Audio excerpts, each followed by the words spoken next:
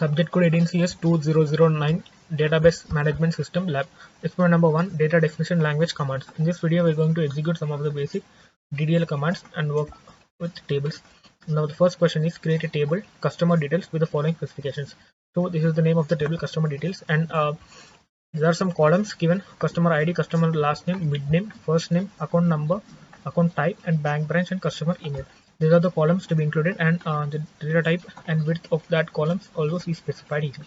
That is, the first customer ID happens to be a number that is nothing but some integer value of length 5, and the second one, customer last name, is a varchar, that is the data type which specifies which includes characters and numbers as well, and likewise all the data types are given for each column, and we can see there is a constraint the customer ID should not be null.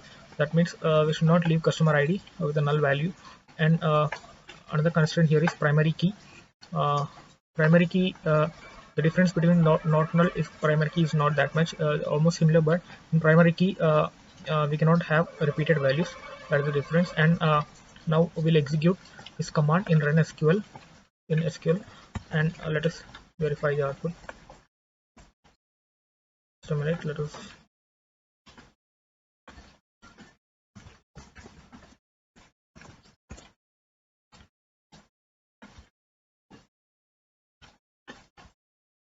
first connect. Now we are connected. Let us execute that command. The command is nothing but create table, the name of the table, and inside the parenthesis we just have to give the columns, the customer ID followed by the data type, and constraint if any present. The constraint for the customer ID is not null, and NA here is nothing but some variable for the constraint. And the second column is customer last name, third one is customer mid name. The third one doesn't have any constraint here, so we didn't specify that in here. And the last one is customer email, which also doesn't have any constraint, so we left the constraint, and we have closed the parenthesis followed by semicolon. Now let us execute this command. We can see a message called table created.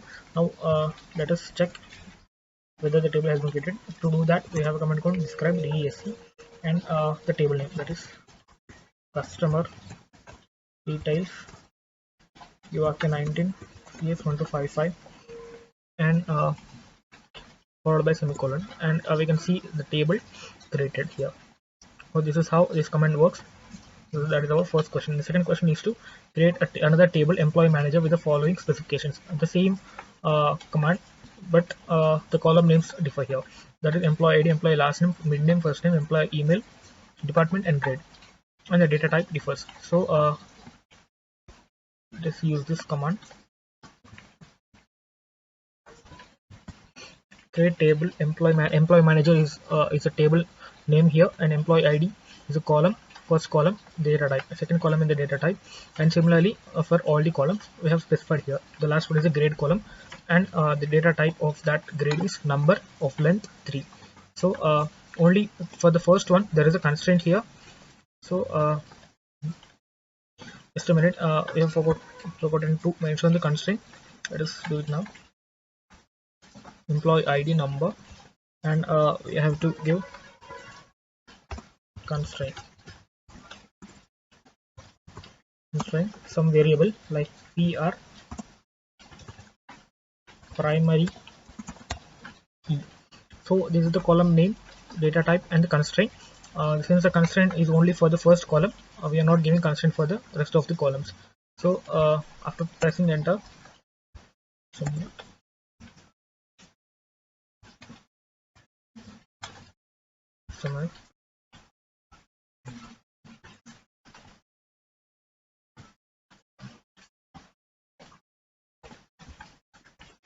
we can see a message called table created. Now let us check the table here once. To do that, we have a describe command. The table name is employee manager URK19 CS1255. So we can see employee ID has a constraint, not null. And the next question here is add a new column contact phone to the customer details table. This is the table. We just have to add a new column, that is the contact phone. To do that, we have a command alt. We need to use the alter command here, and we'll once check that alter table. Because this is the name of the table, and we just have to add a column, and we just have to give column name, add column name, and data type of that column, and followed by the length of the data, and followed by semicolon here. Now let us execute this command. We can see table altered. Now let us view the table once again. Yes, we can see sorry, this is not the table. We have added a column 2, right? Customer details UK19 CS1255. Yes, we can see the column contact phone uh, with data type number. This data type is not given in the question, that's why we have taken it as number. And the next question is modify the size of the contact phone. Just a minute. Modify the size of the contact phone. To do that, we have we need to use the same command alter, and the keyword here is modify. Instead of adding, we are using modify here. So we'll just run this alter table command, modify contact phone, and now we are changing the size of the contact phone from 10 to 11. So the new size is 11, that is specified here, which has to be modified. Right, now just press enter, and now again display the table. Now you can see the size of the contact phone is 11. So that is about fourth question. And fifth question is add a not null constraint to contact phone using alter command. So right now we can see there is no constraint on contact phone, right? So we just have to add a constraint called not null, and to do that, again we need to use the alter command.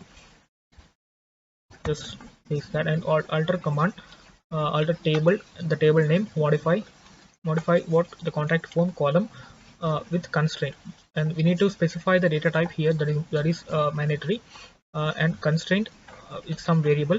The constraint is not null.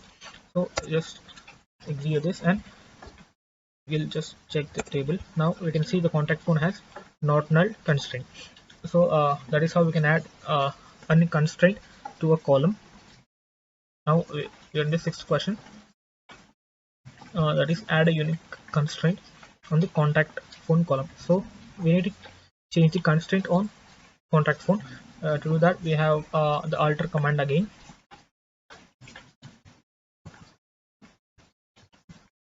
Alter table customer details. This similar to the previous question. We just have to give the same command, but instead of not null, we have to specify it as unique. So that's it. That's it about the sixth question. That is nothing but changing the current constraint to some other constraint. And seventh one is to add a check constraint to check whether the customer ID is between 101 and 105. To do that, we need to use some extra keywords as well. Alter table customer details, modify. We are just modifying what we're modifying the column customer ID, and that we are adding a constraint to it. Actually, the constraint is check, that checks the customer whether the customer ID is between 101 and 105. So to do that, we need to give customer ID between 101 and 105 under the parenthesis of check. And now let us execute this. The table has been altered. We can see the message, and that is about our seventh question. Now let's get into the eighth one, that is drop the primary key constraint on account number column. So we can see account number column has the constraint, right? So we just have to drop that constraint. To do that, we have a command called alter, and we just have to give the variable name of the constraint. Alter table, the table name, drop constraint. We don't need to give the column name and all those things. Just give the variable used while creating the constraint, primary key constraint, that is n_e, right? Then press enter. The table gets altered. Now let's get into the ninth one, that is truncating the table customer details. Truncating means it deletes all the data, but Rows will be deleted, but the structure remains the same. The structure of the table remains the same. To do that, now just have to type truncate table customer details, and that's it. Just a minute, we have given the name wrong for the table. Truncate table customer details and register number 257, and we can see the table got truncated. Now the 10th question is drop the table customer details you can add says 1 to 5. Dropping the table is nothing but deleting the entire rows and structure of the table. Like the command is drop table customer details URK19 CS1 to 55. The semicolon, we can see the message called table dropped. Now let us try to view the table once. We already typed the command. Yes, you can see table does not exist. So in this way all these commands are executed. I hope all the commands are correct, and thanks for watching.